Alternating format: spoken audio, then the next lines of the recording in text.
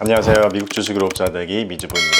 2022년 첫 영상은 제 2021년 전체 투자 실적이나 수익 현황에 대해서 여러분들에게 공유해 드리는 영상입니다. 우리 미주부 주주님들이 주식 투자를 하는 데 있어서 제 영상이 조금이나마 도움이 되셨으면 좋겠습니다. 자, 저는 미국 주식을 두 개 계좌로 운영을 하고 있는데요. 첫 번째 계좌는 대형 우량주나 ETF, 좀 장기 투자를 하는 용도로 운영을 하고 있고요. 두 번째 계좌는 좀 더 공격적인 주식 투자를 하고 있습니다. 그래서 시가총액이 비교적 작은 고성장주들을 위주로 운영을 하고 있는 계좌입니다. 그래서 12월 현황을 좀 보면요. 매입 금액은 지난달 대비로 해서는 1,900만 원 정도 매입 금액이 늘었습니다. 그래서 3억 4,900만 원 정도 되고요. 평가 손익은 2억 2,500만 원 정도 되고 평가 수익률은 64.5% 정도 됩니다. 평가 손익 기준으로 보면 10월 정도와 지금 비슷한 상황입니다. 11월에 수익률이 좀 올라갔다가 12월에 좀 조정이 왔었잖아요. 그래서 전체적인 평가 손익은 한 10월 정도 평가 손익이 됐는데 매입 자산 규모는 한 2천만 원 정도 증가한 상태고요. 그 다음에 두 번째 계좌는 첫 번째 계좌보다는 좀 더 변동성이 큽니다. 그래서 12월에 조정이 있었을 때 비교적 첫 번째 계좌보다 더 많이 하락한 모습을 볼 수 있습니다. 지금까지 누적 매입 금액은 한 7,400만 원 가까이 되고요. 지난달과 비교해서는 100만 원 정도만 증가했습니다. 제가 두 번째 계좌가 상대적으로 매입 금액이 증가하지 않은 이유는 저 같은 경우는 지금 현 상황에서 좀 스몰캡 고성장주들의 비중을 오히려 좀 축소하는 중이었기 때문에 두 번째 계좌는 상대적으로 매입 금액을 많이 늘리진 않았고요. 오히려 정리한 종목들이 있습니다. 제가 영상 뒤에서 어떤 종목들을 정리했는지도 설명드리겠습니다. 자, 그러면 지금부터는 첫 번째 계좌의 전체 보유 종목에 대해서 공개해 드리도록 하겠습니다. 자, 먼저 보시는 것처럼 평가 손익으로 정렬이 되어 있습니다. 수익률 기준이 아니고요. 저에게 많은 수익 금액을 안겨준 평가 손익 기준으로 정렬했다는 점 참고해 주시고요. 그래서 평가 손익 기준으로 탑5 종목까지 한번 보면요. 1위가 테슬라고요. 2위가 투식스, 3위가 AMD, 4위가 화이자, 5위가 SOXL, 이 반도체 레버리지 3배 ETF가 5위를 차지하고 있습니다. 이 SOXL ETF는 제가 한 10월 하락장 때 매수하기 시작했는데 확실히 레버리지 ETF여서 그런지 한 두 달 정도 만에 거의 70% 가까운 수익률을 보여주고 있습니다. 1위는 테슬라인데 제가 지난 영상을 꾸준히 보신 분들은 제가 매입 단가가 좀 바뀐 것을 확인하실 수 있을 텐데 제가 12월 하락장 때 테슬라를 추가 매입을 했습니다. 정말 오랜만에 추가 매입을 했는데 그래서 이 평가 손익이 좀 올라갔습니다. 그 다음부터는 제가 천천히 내려보겠습니다. 뭐 구글이나 브로드컴, ASML, 마이크로소프트, 애플, 퀄컴, 유니티, TSMC, 테라다임, 페이스북, 세일즈포스, 자일링스 이렇게 쭉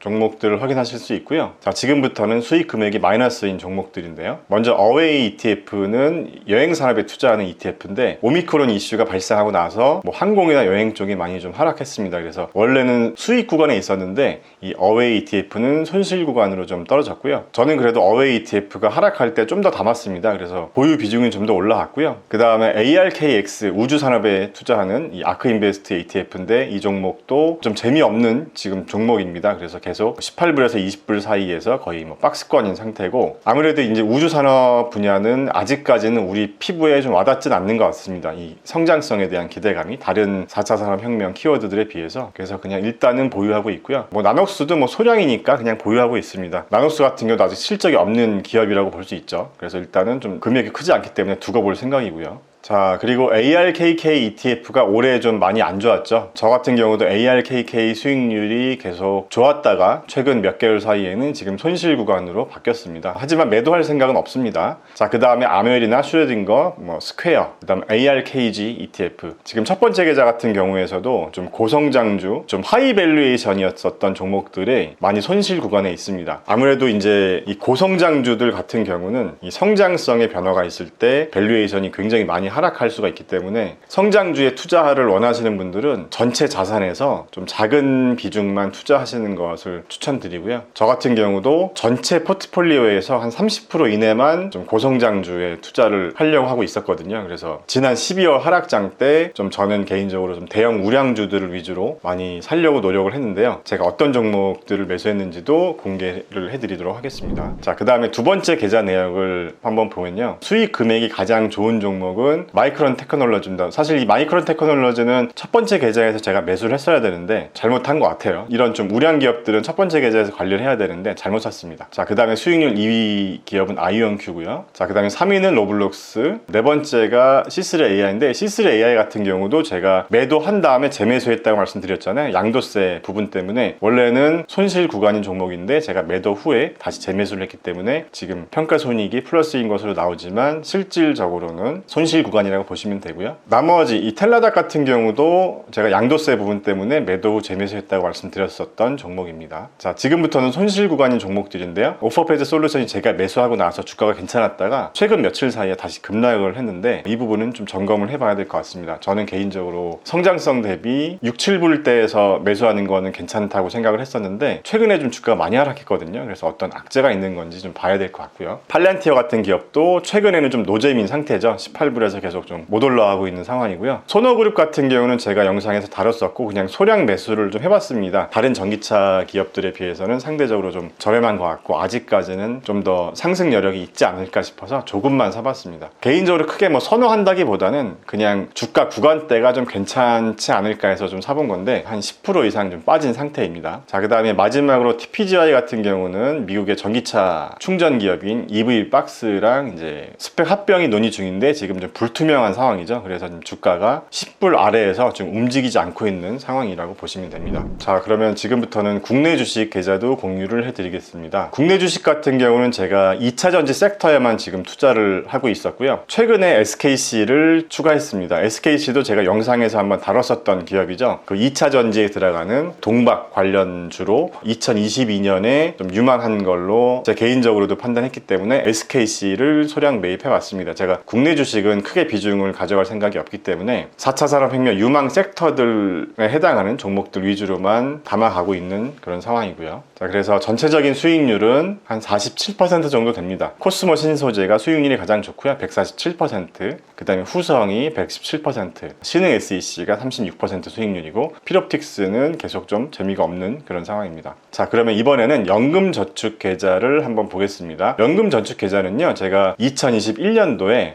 한 400만 원 정도, 그러니까 소득공제 한도액이 400만 원이거든요. 그래서 400만 원 한도까지 제가 연금저축 계좌에 넣었었고 2021년도에 이 400만 원어치를 다 매수하려는 계획이 있었는데 한 10월인가 11월부터 매수를 했던 것 같아요. 그래서 거의 400만 원어치 다 매수를 했고요. 참고로 키움증권의 연금저축 계좌는 개별 종목은 매수를 할 수가 없습니다. ETF로만 매수를 할 수가 있고요. 그래서 제가 인도 지수에 투자하는 ETF나 그 다음에 이제 중국 전기차 산업에 투자하는 ETF, 그 외에는 미국 시장에 투자하는 ETF들 위주로 구성을 했고요. 2022년에도 400만 원어치만 투자를 할 생각이고 제 나이가 한 60이나 70 정도 됐을 때까지는 계속 연금저축 계좌에 매년 400만 원씩 적립식으로 넣을 생각이고요. 노후 준비를 위한 부분도 있고 절세 목적도 있기 때문에 매년 400만 원씩은 연금저축 계좌에 적립식으로 투자할 생각입니다. 자, 그래서 제가 2021년이 이제 끝나고 2022년이 된 만큼 제가 2021년 1월부터 12월까지 기간별 수익률을 한번 조회를 해봤거든요.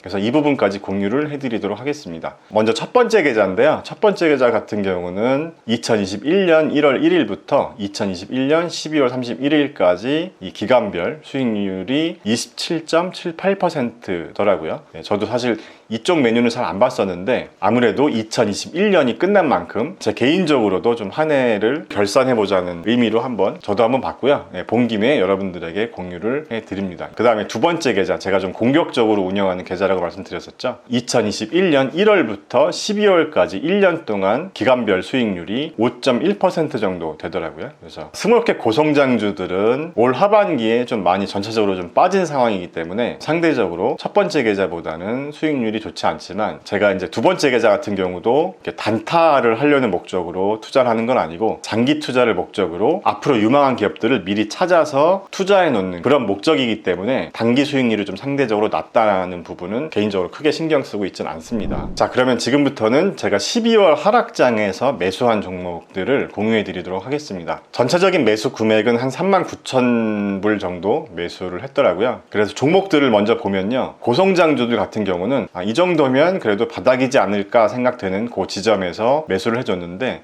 팔란티어나 C3AI, 그다음에 텔라닥 같은 기업들을 매수를 해줬고요. 오퍼필드 솔루션도 제가 최근에 다뤘었던 기업이었죠. 그래서 조금만 사봤습니다. 일단 소노그룹도 조금만 사봤었고요. 자, 그 다음에 아메리칸 익스프레스나 XLF ETF는 제가 이제 2022년을 대비하는 목적으로 제가 매수했던 종목들이고요.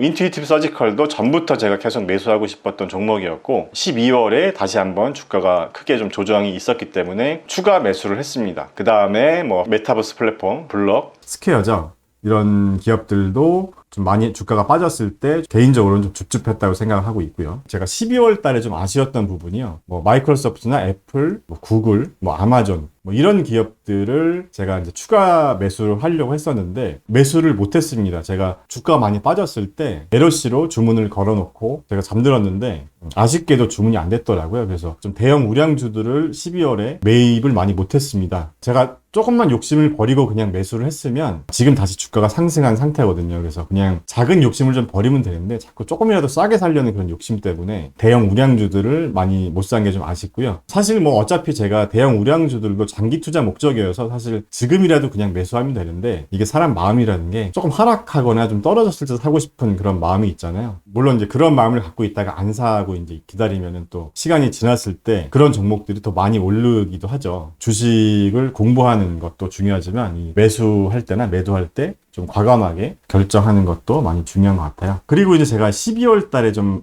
되게 잘 샀다 생각하는 게 테슬라 좀 더 살 걸 하는 생각을 하고 있는데요. $899에 한 10주 정도 더 샀습니다. 그 외에 이제 유니티 같은 기업들도 주가가 많이 빠졌을 때 한 141불 정도에 좀 더 샀고요. 우버 같은 경우도 앞으로 좀 괜찮지 않을까 2022년, 2023년 좀 괜찮을 기업으로 보고 있기 때문에 40불에서 35불 요 구간대에 계속 매입을 해오고 있었습니다. 자, 그러면 마지막으로 12월에 매도한 종목을 공유해 드리도록 하겠습니다. 제가 매도한 종목들 중에서는 양도세 때문에 손실 구간인 종목들을 매수해서 수익 금액을 줄이려는 목적도 있었고요. 지금 보시는 루미나나 벨로다인 같은 이 라이다 기업들은 전량 손절했습니다. 제가 예전에 테슬라 영상에서도 자율주행 방식에 대해서 저는 개인적으로 테슬라 스타일, 그러니까 카메라를 메인으로 해서 자율주행을 구현하는 방식이 저는 좋아 보인다는 말씀을 드렸었잖아요. 그 라이다 방식보다는.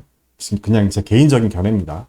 그래서 미루다가 라이다 종목들을 다 손절을 했습니다. 투자한 금액은 크지 않지만 그래도 개인적으로 좀 아쉽긴 하더라고요. 루미나 같은 경우는 수익 구간에 있었던 종목이었는데 제가 매도하는 시점에서는 손실 구간이었었고요. 20-30% 손실을 봤기 때문에 손절했다 이런 개념이 아니라 이 라이다라는 장비 자체가 이 자율주행이라는 이 산업에서 얼마나 핵심 장비로 사용이 될 것인지에 대한 좀 확신이 없어졌다고 보면 될 것 같습니다. 제가 작년에도 자율주행과 관련된 그런 영상도 많이 다뤘었지만 제가 이 자율주행이나 이 라이다와 관련된 부분은 나중에 기회가 되면 별도 영상으로 한번 다뤄보도록 하겠습니다. 자, 그리고 아멜도 일부 매도를 했습니다. 전량 매도한 건 아니고요. 아멜 같은 경우도 손실 구간인 종목이고 제가 양도세 부분 때문에 세금을 좀 맞추기 위해서 일부 매도를 했고요. ARKG ETF도 같은 이유로 일부 매도를 했습니다. 자, 그래서 저 같은 경우는 2021년 미국 주식 양도세를 적당한 수준으로 낼 수 있게 맞춰놓은 상태입니다. 자, 많은 경제 전문가들이 2022년은 2021년보다는 좀 힘든 한 해가 될 것이다. 이런 얘기들을 많이 하잖아요. 우리는 우리가 정한 투자 기준이나 루틴대로 어떤 작은 바람에 흔들리지 않고 우리 길을 갈 수 있는 그런 투자 전략을 만들어 가보면 어떨까 하고요. 그 길을 가는 데 있어서 제가 조금이나마 도움이 됐으면 좋겠다는 바람입니다. 자, 그러면 2022년에도 미주부와 함께 경제적 자유를 위해서 열심히 공부를 하면 좋겠습니다.